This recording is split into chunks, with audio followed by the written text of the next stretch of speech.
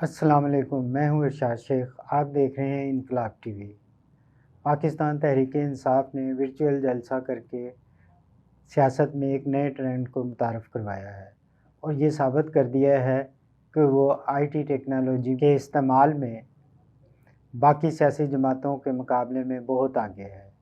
جو چیزیں مسلم لیگ نون اور پیپلز پارٹی سوچتی بھی نہیں، social media per P T I وہ کام کر کے دکھاتی ہے۔ دوسری جانب انہوں نے یہ پیغام بھی دے دیا ہے کہ طاقت کے زور پر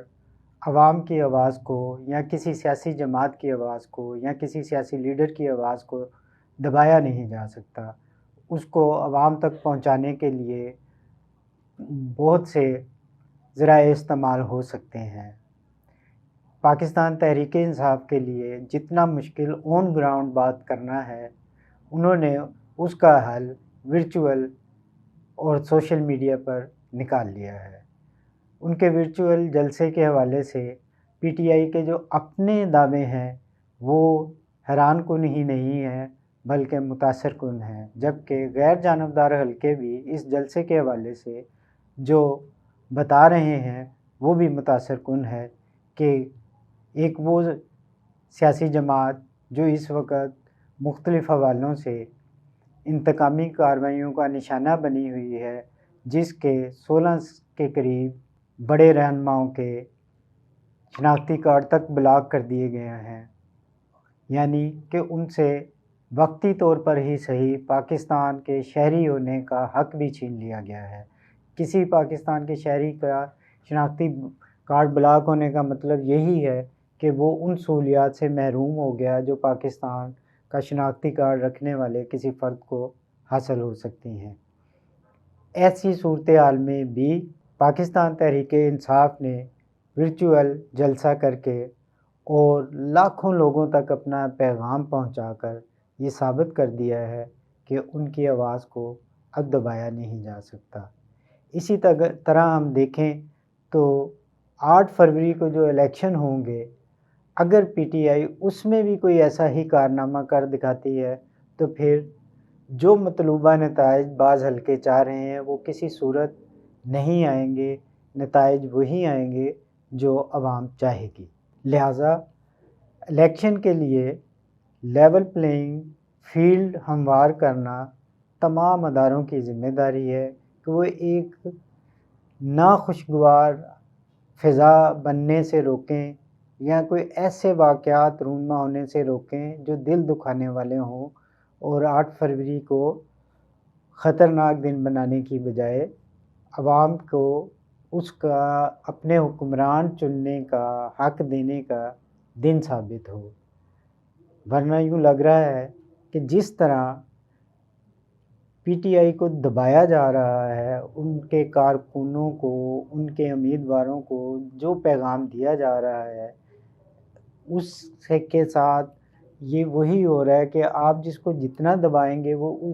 اسی ہی طاقت سے ابھرے گا۔ پی ٹی آئی کے ساتھ بھی یہی ہو رہا ہے، اسے جتنا دبایا جا رہا ہے وہ اتنی ہی ابھر رہی ہے۔ عمران خان کو جتنا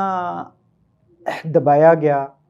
ان کو جتنا ان کے کردار کے حوالے سے کردار کشی کی گئی، لوگوں نے اس بات پہ یقین نہیں کیا۔ عمران خان کی نجی زندگی تک کو پبلک کر دیا گیا، ان کے وہ معاملات جن سے ان کا تعلق نہیں تھا یا ان پہ وہ الزامات بنتے نہیں ہیں وہ الزامات تک لگا دیے گئے تاکہ لوگ انہیں بد کردار سمجھ کر ان سے متنفر ہو جائیں، لیکن ایسا نہیں ہو سکا۔ جو تصور تھا کہ عمران خان صاحب 1 یا 2 ہفتے کی قید کے بعد ٹوٹ جائیں گے، عمران خان نے اس کو بھی غلط ثابت کر دیا، وہ ابھی تک ڈٹے ہوئے ہیں۔ لہٰذا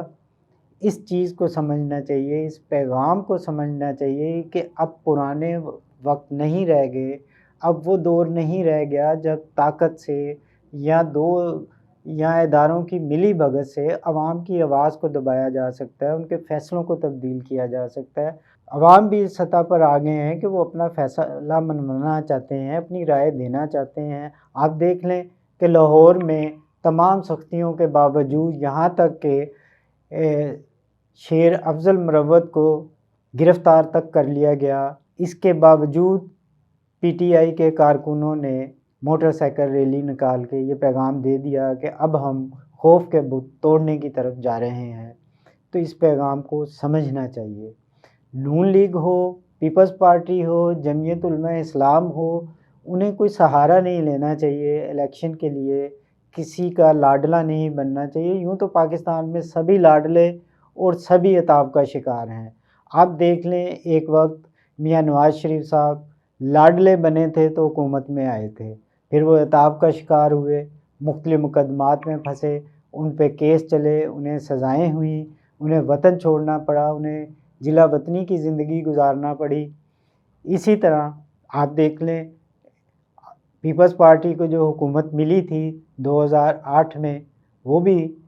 ایک ڈیل کے تحت ملی تھی، ورنہ پرویز مشرف کی موجودگی میں پیپلز پارٹی کو حکومت ملنا ممکن نہیں تھا۔ لہٰذا پیپلز پارٹی بھی ایک وقت اسٹیبلشمنٹ کی لاڈلی رہی۔ اور 2018 میں دیکھیں تو اس بات میں کوئی شک نہیں ہے کہ عمران خان کسی کے لاڈلے بنے تھے تو حکومت میں آئے تھے، انہیں کسی کی سپورٹ حاصل تھی تو پی ٹی آئی کی حکومت بنی تھی، ورنہ ان کی حکومت نہیں بنتی۔ لیکن پی ٹی آئی کی حکومت بننے کے بعد وہ لاڈلے نہیں رہے اور آج انہیں عتاب کا سامنا ہے۔ یہ تمام سیاسی پارٹیوں کو بھی سوچنا چاہیے کہ یہ کھیل اب ختم ہونا چاہیے اور پاکستان میں جمہوری عمل کو پروان چڑھانا چاہیے۔ سیاسی جماعتوں کو سہاروں کے ذریعے اپنے سیاسی حریفوں کا مقابلہ نہیں کرنا چاہیے، بلکہ جمہوری انداز میں مقابلہ کرنا چاہیے۔ ہم دیکھیں تو نون لیگ اس پوزیشن میں ضرور ہے کہ وہ سیاسی طور پر پی ٹی آئی کا مقابلہ کر سکے اور پیپلز پارٹی کا مقابلہ کر سکے، خواہ وہ پنجاب میں کر سکے یا پورے پاکستان میں کر سکے۔ ایسا نہیں ہے کہ نون لیگ بالکل ختم ہو گئی، ایسا نہیں ہے کہ نواز شریف کے فالوورز، انہیں چاہنے والے بالکل ختم ہو گئے۔ اسی طرح پیپلز پارٹی کا بیس کیمپ جو ہے، بیس جو ہے ان کی سندھ ہے، سندھ میں پیپلز پارٹی کا مقابلہ کرنا اتنا آسان نہیں ہے۔ تو لہٰذا ان بڑی پارٹیوں کو، ان رہنماؤں کو، زرداری ہوں، بلاول بھٹو ہوں، نواز شریف ہوں، شہباز شریف ہوں، مریم نواز ہوں، مولانا فضل الرحمان ہوں، انہیں اس حقیقت کو سمجھ لینا چاہیے کہ پاکستان کا مستقبل جمہوریت کے ساتھ وابستہ ہے اور جمہوریت ان کی طرف دیکھ رہی ہے کہ ان کے رویے کب جمہوری ہوں گے، کب یہ سہاروں کے بغیر حکومتیں بنانے کے قابل ہوں گے، کب یہ ان لوگوں کو انکار کریں گے جو لاڈلے بناتے بھی ہیں اور لاڈلوں کو بگاڑتے بھی ہیں، ان لوگوں کے میسیج کو، ان کے پیغام کو کب یہ رد کریں گے۔ اب وہ وقت آ گیا ہے کہ ان سب کو چاہیے کہ وہ ان چیزوں سے اپنی جان چھڑا لیں اور اداروں کی ملی بھگت کے آگے سر جھکانے کی بجائے آئین اور قانون کی حکمرانی کے لیے جو بھی قربانی دینی پڑتی ہے وہ دیں، تاکہ آنے والا وقت اور ہماری آنے والی نسلیں آزاد فضا میں زندگی گزار سکیں، ایسی سیاسی گھٹن میں زندگی نہ گزاریں جس کا سامنا ہمیں آج ہے، ان دنوں میں ہے۔ اس کے ساتھ ہی اجازت دیجیے، خدا حافظ۔